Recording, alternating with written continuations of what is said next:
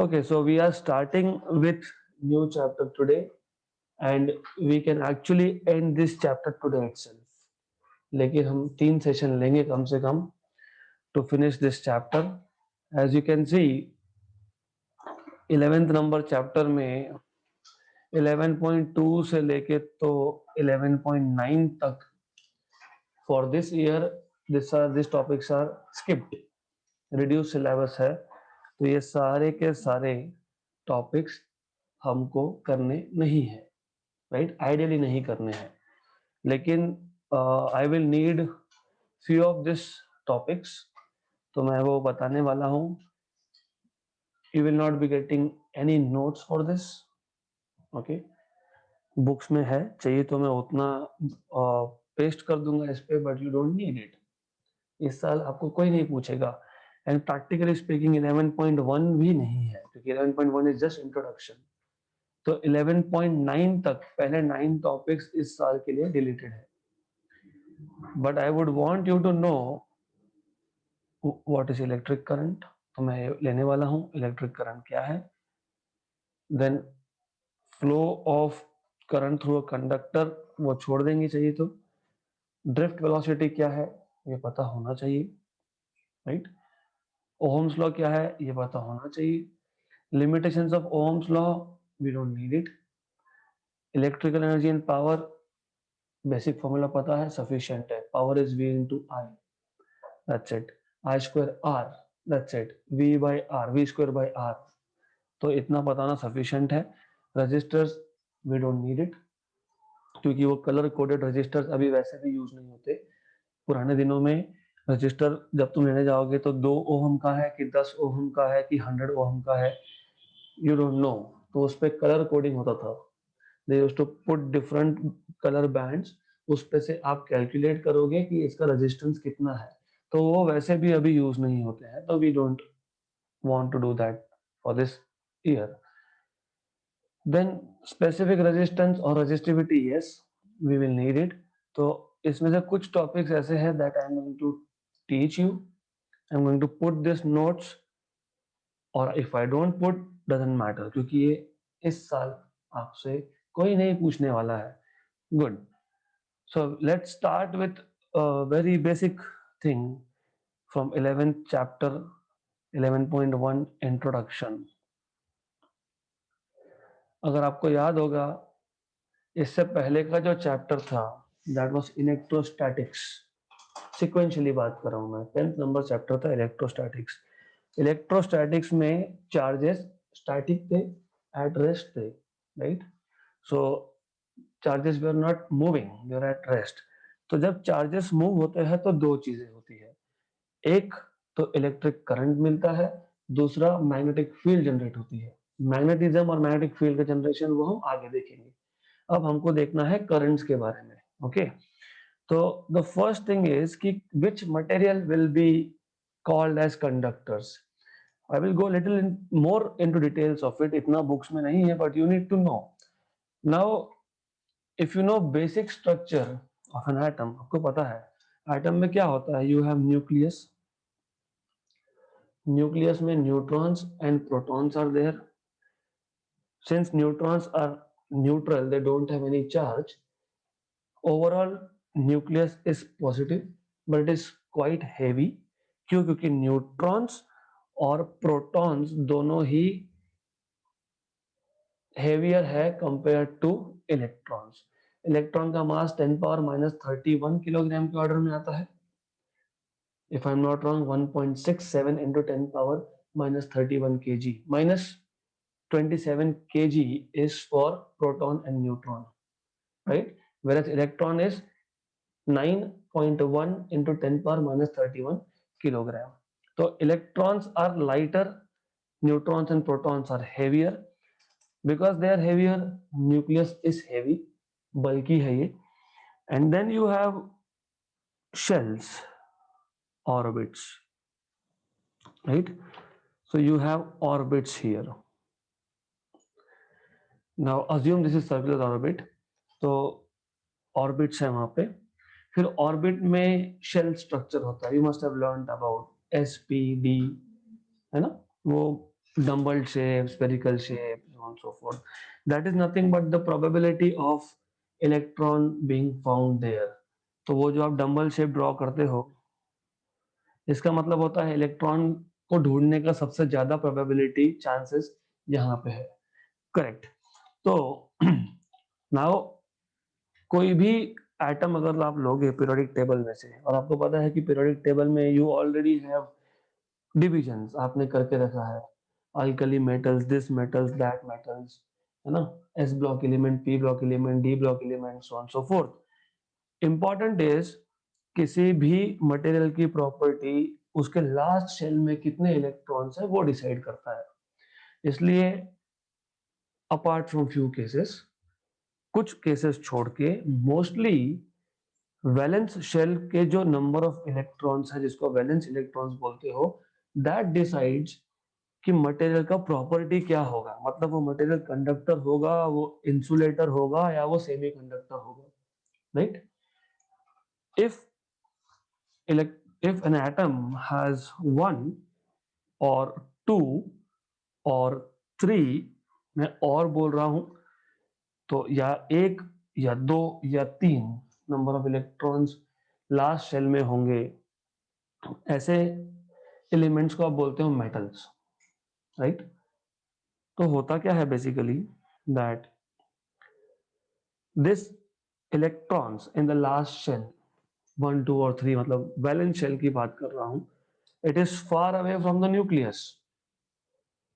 तो far away from the nucleus मतलब force of attraction between electrons and the nucleus is less, क्योंकि far away है ना। तो ये इलेक्ट्रॉन्स इजीली फ्री हो जाते हैं at room temperature. You know कि जब मैं एक मेटल लेता हूं, let me take a metal, okay, I have a metal, let me say this is a metal surface, ये मेटल है, इसको मैंने रूम टेम्परेचर पे रखा है, 27 डिग्री सेल्सियस पे रखा है मैंने इसको। तो what happens is at 27 degree celsius this atoms of that metal they are receiving heat from the surrounding. Surrounding से हीट अगर आ रहा है तो कहां जाएगा, this atoms will take up that heat. Atoms ने लिया मतलब किसने लिया, इलेक्ट्रॉन्स और न्यूक्लियस ने लिया। तो न्यूक्लियस तो बल्कि है, न्यूक्लियस सिर्फ अपनी जगह पे वाइब्रेट हो सकता है, ऑसिलेट हो सकता है, सिंपल हार्मोनिक मोशन परफॉर्म कर सकता है, but electrons they receive that energy and they become free। तो वो अपना रिस्पेक्टिव एटम छोड़ के फ्री हो गए। फ्री हो गए कहां गए, मेटल में ही है, लेकिन एटम के साथ एसोसिएटेड नहीं है। तो एटम जो ओवरऑल न्यूट्रल था अब बन गया पॉजिटिव आयन।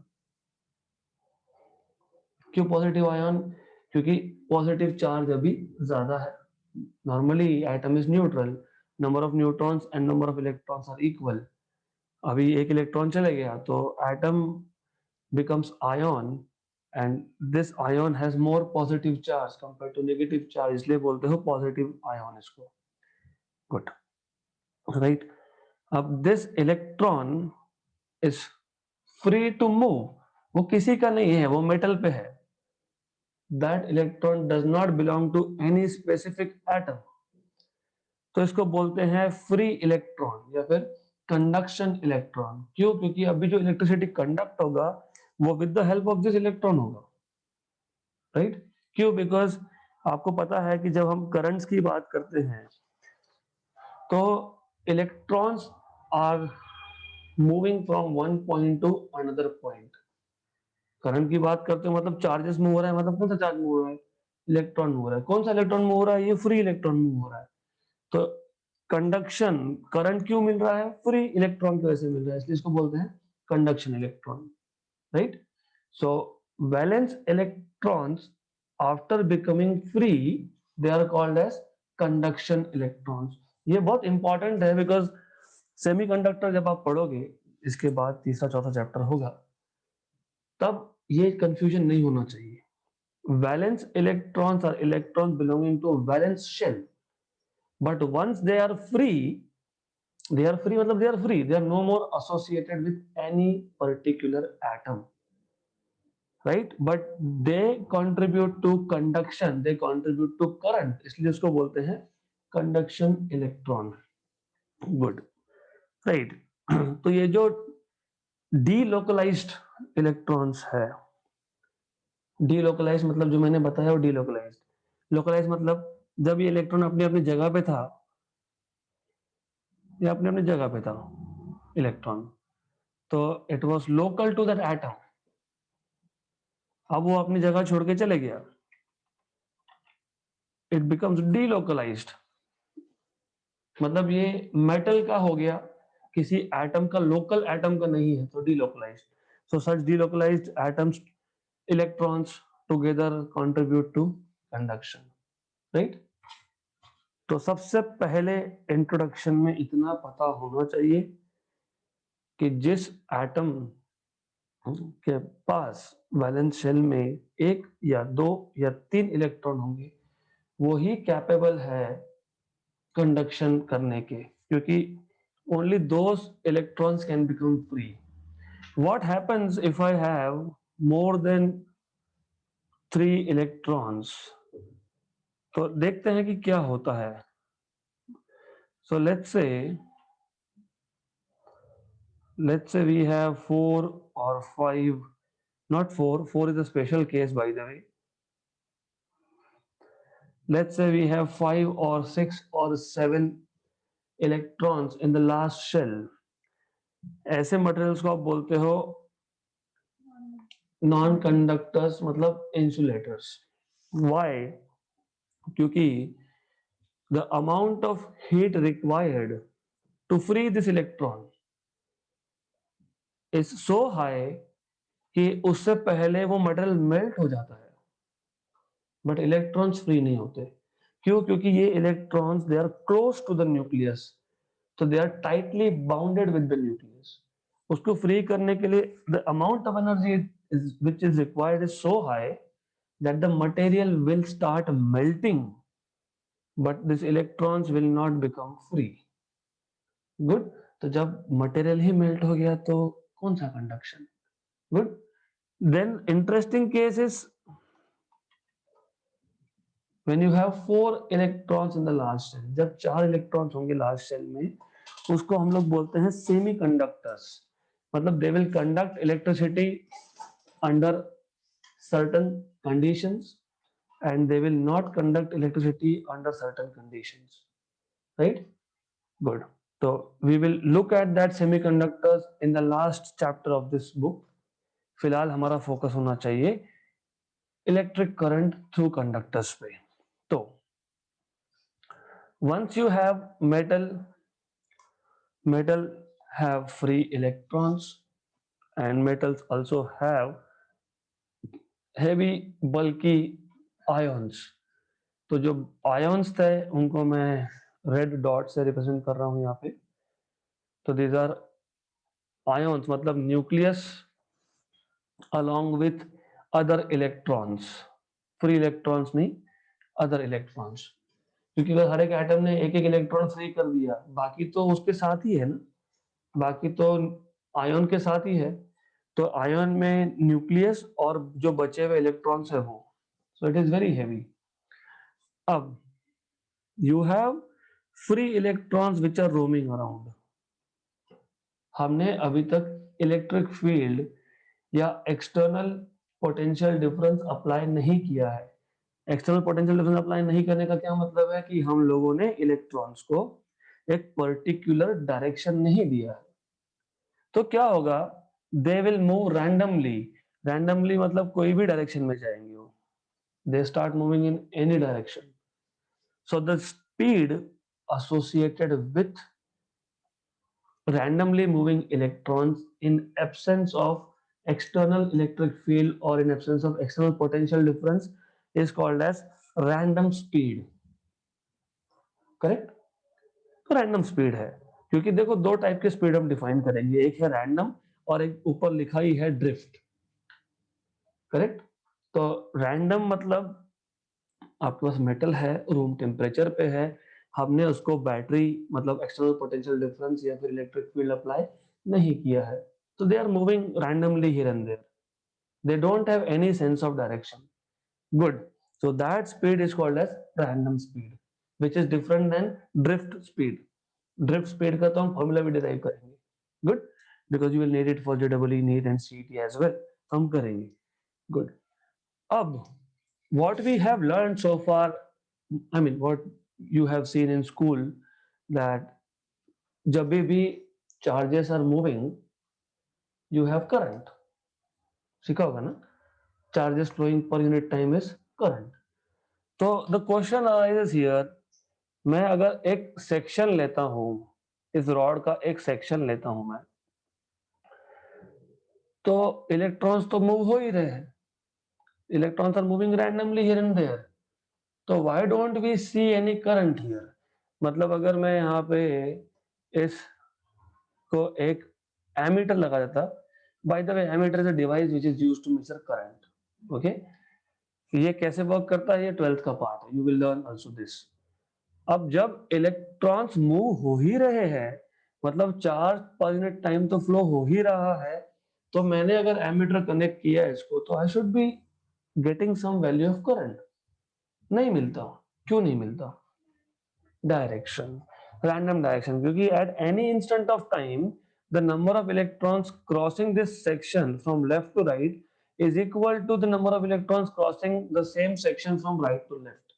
मतलब कैंसलेशन है, मतलब ओवरऑल किसी भी एक क्रॉस सेक्शन में से नेट फ्लो ऑफ चार्ज नहीं है, जितना गया उतना वापस आया, इसलिए you don't get any current. Now now what happens is, let us apply external electric field या फिर बोल सकते हो potential difference मतलब voltage.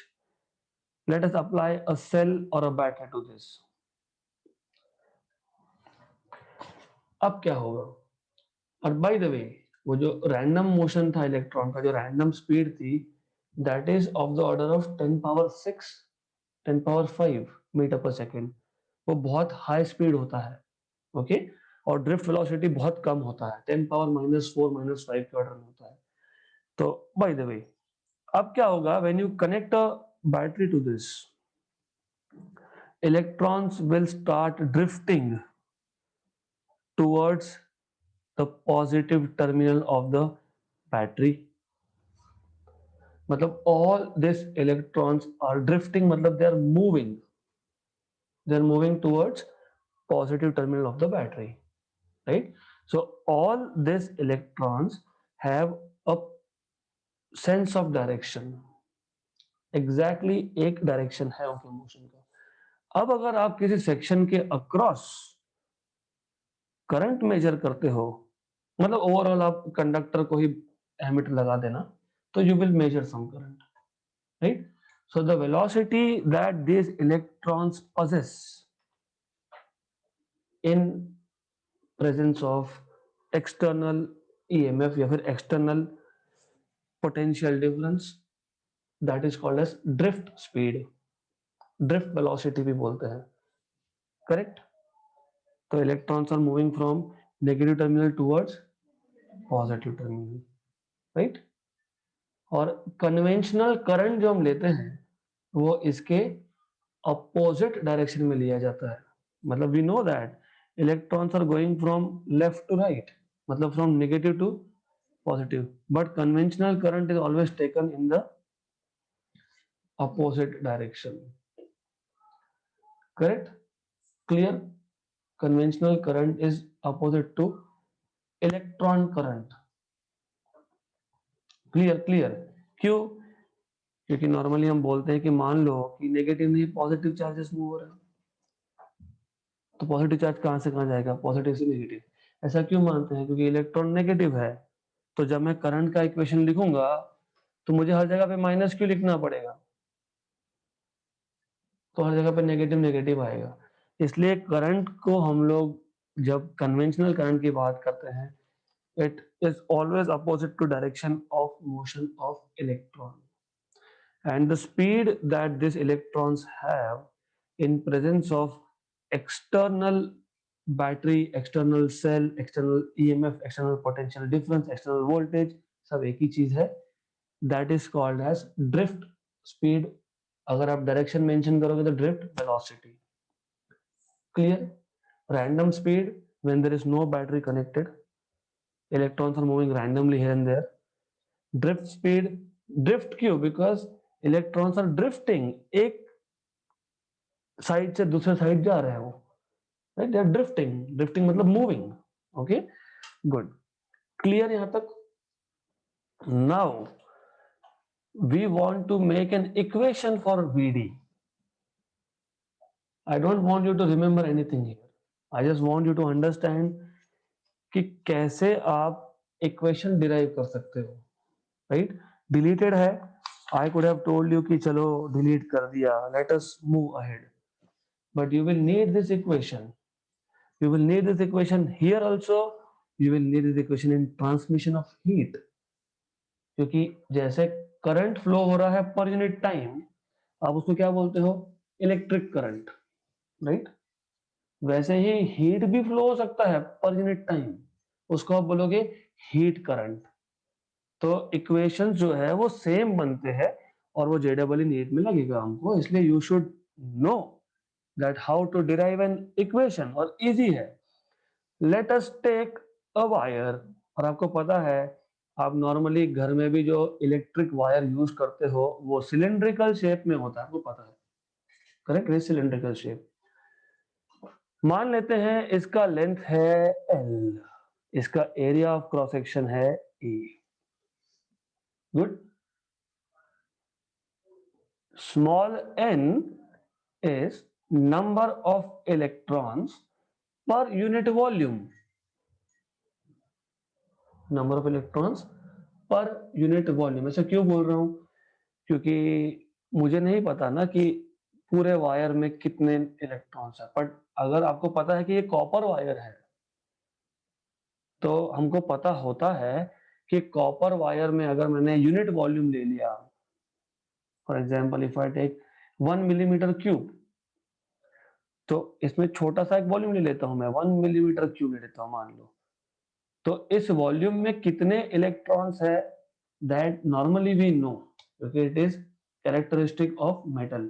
कॉपर के लिए अलग होगा, किसी और मेटल के लिए अलग होगा, right? So small n is number of electrons per unit volume.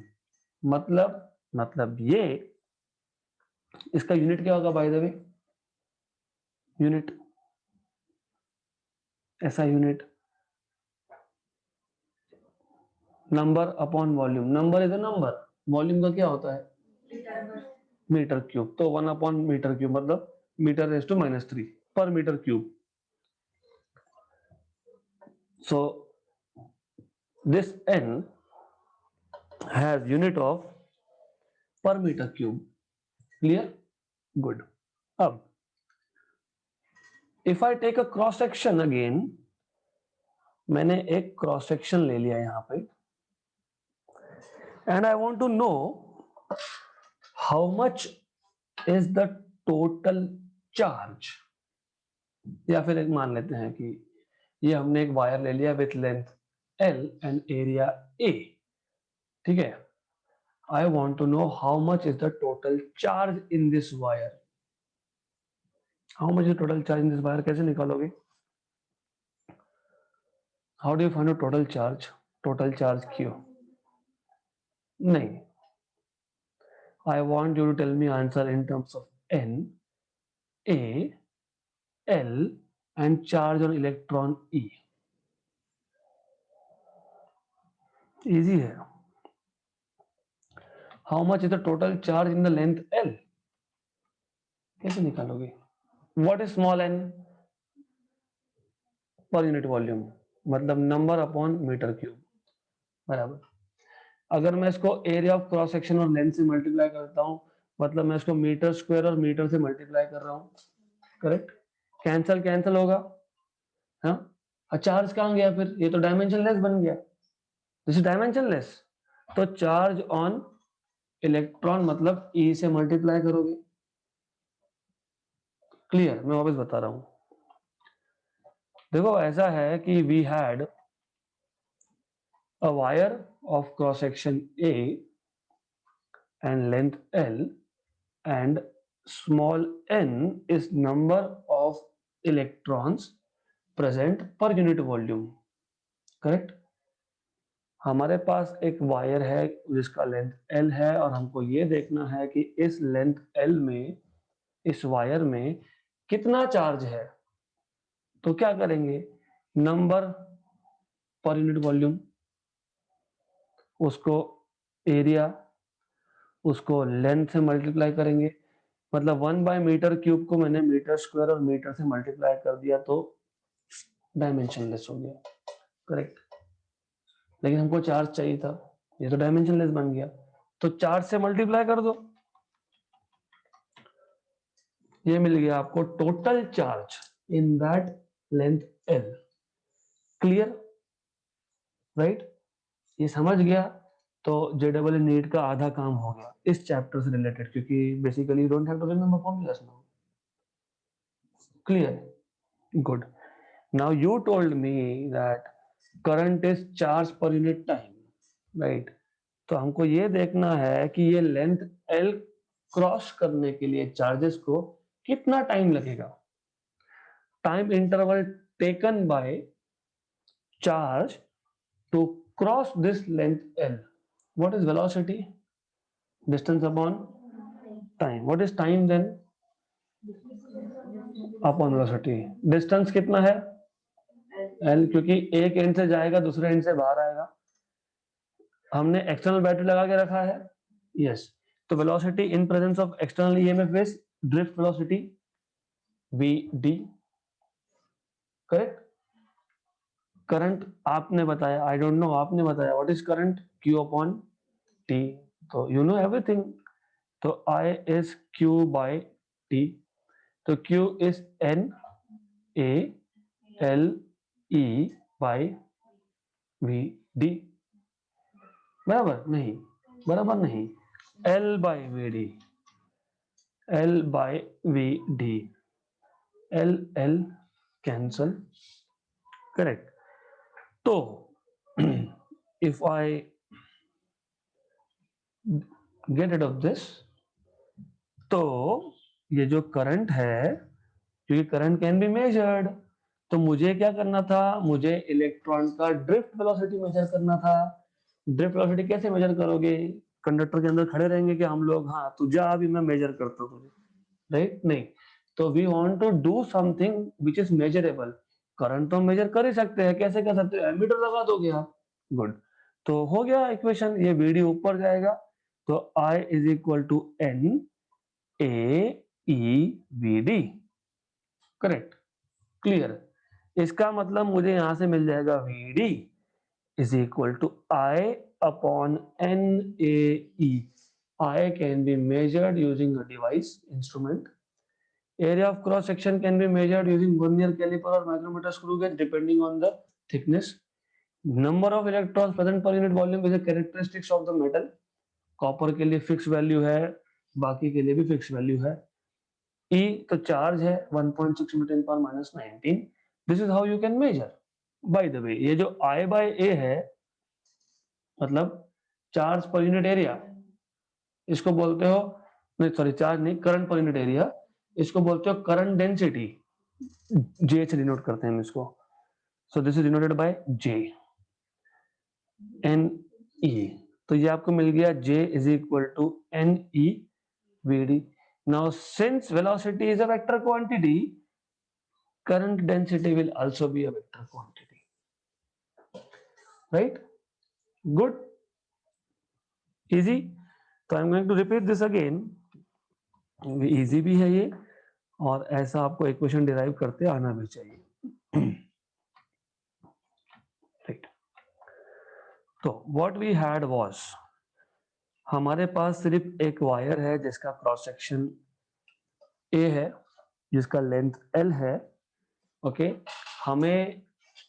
हमने जब इस वायर को एक एक्सटर्नल सोर्स से कनेक्ट कर दिया, मतलब हमने एक एक्सटर्नल बैटरी लगा दी। तो व्हाट वी नो इज कि electrons will start drifting towards the positive terminal with velocity vd, we drift, which is a vector quantity. Good, right? हमारा टास्क ये था, we want to find out the equation for vd and we just don't want to find out, we want to calculate the value of drift velocity, but it is a challenging task because electrons are inside the wire which are moving from one terminal to other terminal of the battery. तो उसको major करना इतना easy नहीं है, सीधी उंगली से बनने वाला काम नहीं है, टेढ़ी करनी पड़ेगी यहाँ पे। तो we apply all the knowledge that we know. हमें क्या पता है, हमें पता है कि ये वायर किसी ना किसी मटेरियल का होगा, कॉपर का होगा, आयरन का होगा, जो भी होगा। So any metal have fixed value of number of electrons per unit volume. Okay, then what else do we know कि एरिया ऑफ क्रॉस सेक्शन हम मेजर कर सकते हैं, लेंथ ऑफ वायर हम मेजर कर सकते हैं। देन हमको ये पता है कि total charge in this length L of wire will be given by N A L into E। Length बढ़ाया तो टोटल चार्ज बढ़ेगा, एरिया बढ़ाया तो भी टोटल चार्ज बढ़ेगा। क्लियर यहां तक? देन करंट हमको मिलेगा यहाँ पे, क्यों? क्योंकि आपने एक एक्सटर्नल बैटरी लगाई है। तो current you know it is charge upon time, correct? तो time taken by this charge q to move from one end to other end can be given by distance upon velocity, but velocity is drift velocity because you have connected external battery। तो ये आ गया। तो by definition I is q by t, तो n a l e by l upon v d cancel and cancel. तो आपको ये मिल जाएगा यहाँ पे I is equal to n a e v d। तो you have a equation for drift velocity। तो v d is equal to I n a e।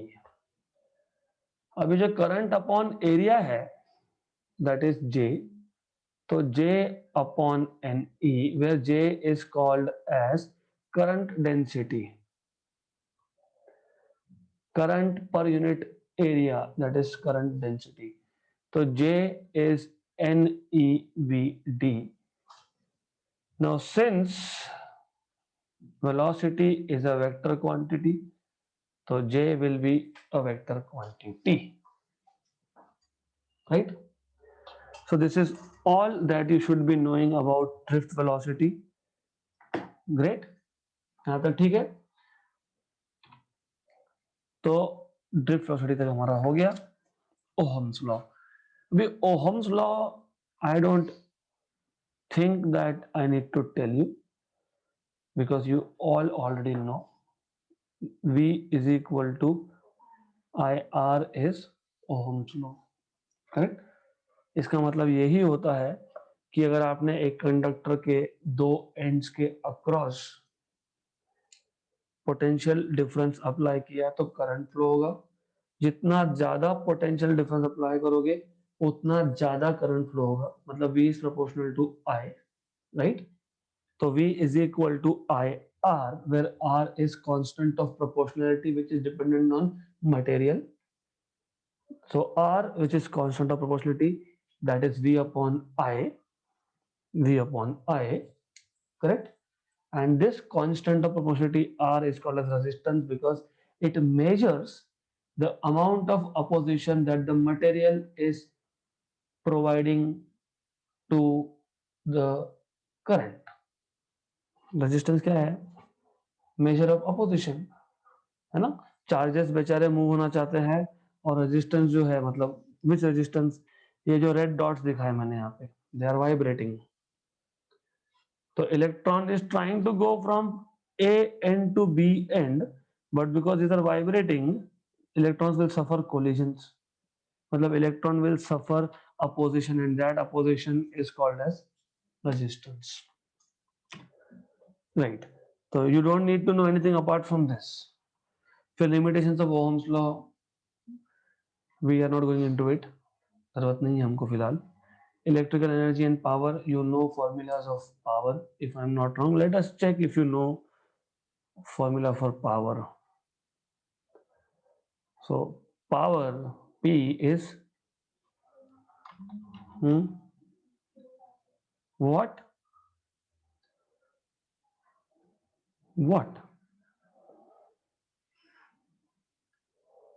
Listening, I'm listening. Q by T. Q by T. Capital Q by T. What is capital Q? यहाँ पे heat की बात ही नहीं है.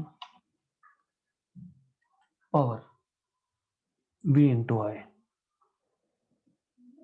VI. Okay. और I अभी आपने देखा V by R है, तो V स्क्वायर बाय R, और V क्या है? I R. तो I square R square by R मतलब I square R. This is power. Good, good, sufficient. Then resistor हम लोग देखेंगे नहीं, but what we will see is resistivity, या फिर उसको स्पेसिफिक रेजिस्टेंस बोलते हैं हम लोग, स्पेसिफिक रेजिस्टेंस और रेजिस्टिविटी. Good, right. तो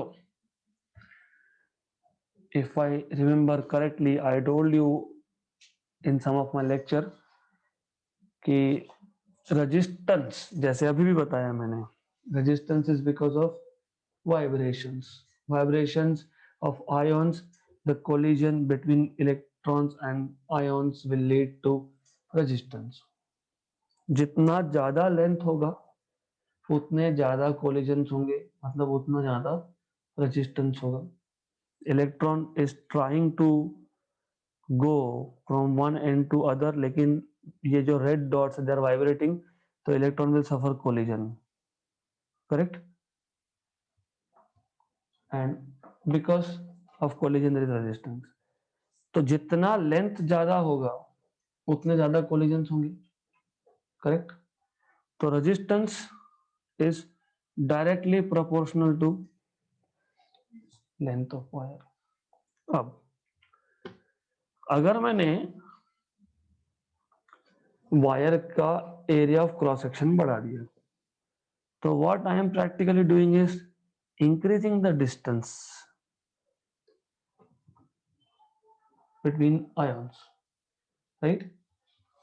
तो क्रॉस सेक्शनल एरिया बढ़ाने का मतलब होता है नंबर ऑफ कोलिजन्स कम करना, राइट? क्लियर? क्योंकि अभी दो आयंस के बीच में स्पेस ज्यादा है, तो electron will suffer less collisions, correct?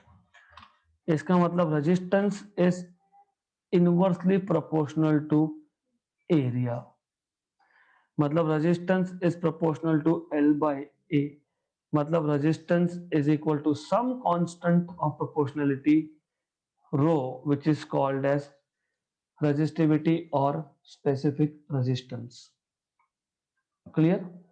यहां तक should be clear. तो स्पेसिफिक रेजिस्टेंस और resistivity is RA by L. इसका रेसिप्रोकल होता है conductivity.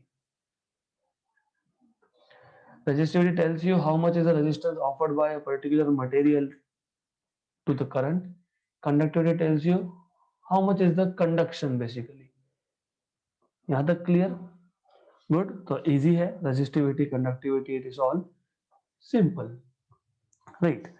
Last thing that I want you to know, क्योंकि कल से हम लोग जो सिलेबस है हम वो स्टार्ट करने वाले हैं, तो last thing that you should no is, now you can have, आपके पास एक से ज्यादा रजिस्टर हो सकते हैं.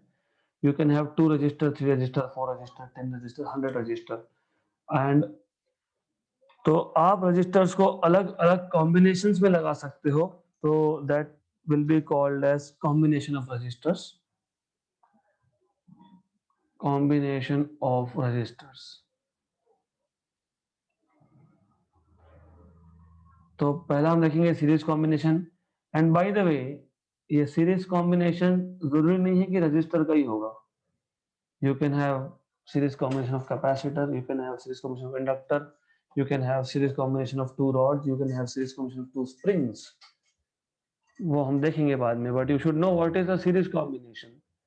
सपोज हमारे पास n रजिस्टर है, ये पहला है R1, ये दूसरा है R2 एंड सो ऑन, हमारे पास n रजिस्टर्स है। सीरीज कॉम्बिनेशन का मतलब ये होता है किसी भी दो रजिस्टर का एक टर्मिनल कॉमन, ओनली वन। तो पहले और दूसरे का ये टर्मिनल कॉमन, दूसरे और तीसरे का ये कॉमन, तीसरे चौथे का, and then ultimately up to last. So only one terminal is common, that is series, right? Series combination. In short, if I want to tell you, these two are in series, these two are in series, these two are in series, और ये दोनों मिला के एक और पीछे का मिला के एक, these are in parallel. Good. तो in case of series resistance, अभी होता क्या है कि हर एक रेजिस्टेंस की वैल्यू अलग अलग है। हो सकता है ये 2 ओम है, ये 4 ओम है, so on so forth. I want to know कि मैंने n रजिस्टर्स को सीरीज में कनेक्ट कर दिया, एक फिर दूसरा फिर तीसरा, तो व्हाट इज टोटल, या फिर उसको बोलते हैं इक्विवेलेंट। तो equivalent resistance in series is simply addition. और अगर ये सारे के सारे n रजिस्टर इक्वल वैल्यू के हैं तो r plus r n times, तो n into r। So if R1 is equal to R2 is equal to R3 is equal to Rn is equal to R, then R equivalent will be n times of R. Correct? Similarly, you can connect, और basically क्यों बता रहा हूं, क्योंकि ये आगे काम में आएगा। बहुत ज्यादा हाई लेवल का सर्किट एनालिसिस हम 12th में करने वाले हैं, बहुत ज्यादा हाई लेवल का करने वाले हैं, तो ये पता होना चाहिए। बाय द वे, जब भी सीरीज में से करंट पास होता है तो हर एक रेजिस्टेंस में से सेम करंट पास होता है। Potential difference across each resistor may be different, but current is always the same, right? Now if I have n resistors and if I am connecting both the terminals I am making common, तो मेरे पास n registers थे, मैंने सबके register का एक and और दूसरा and भी कॉमन कर दिया, then this is called as parallel combination.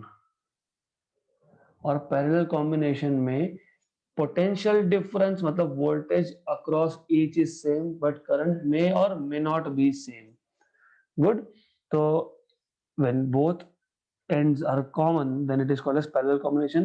Or equivalent resistance here is 1 upon R equivalent 1 by R1 plus 1 by R2 up to 1 by Rn.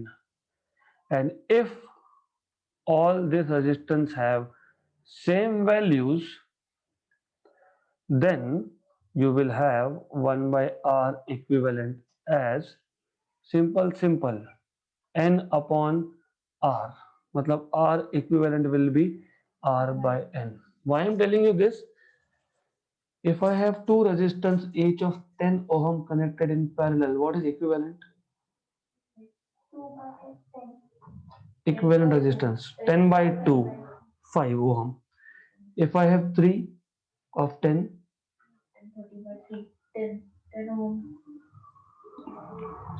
10 by 3,